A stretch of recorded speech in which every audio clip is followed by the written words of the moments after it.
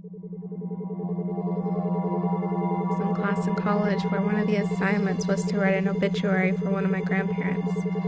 The professor told us to write it on a deceased grandparent, but all of your grandparents were still alive. We still had to choose one. In my case, all of my grandparents were alive. I procrastinated the assignment until the night before it was due because it seemed like a dumb assignment.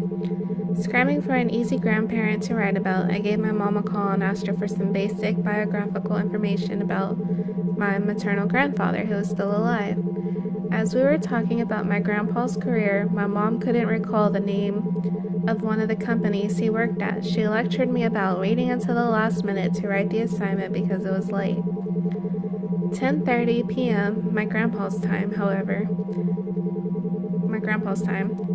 she said she would give him a call to see if he was still awake and be able to answer that question once my assignment was due the following morning.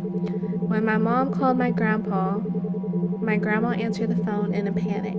My grandma frantically explained that the paramedics had just arrived and were performing CPR on my grandpa because he had stopped breathing and passed out.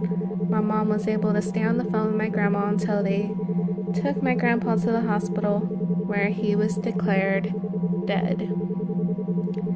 In the time my mom and I had been talking on the phone about my grandpa's obituary, he was dying out of the blue at that. He had been otherwise healthy considering his age. We ended up using the obituary I wrote for that writing assignment as his actual obituary. It still freaks me out when I think about the timing.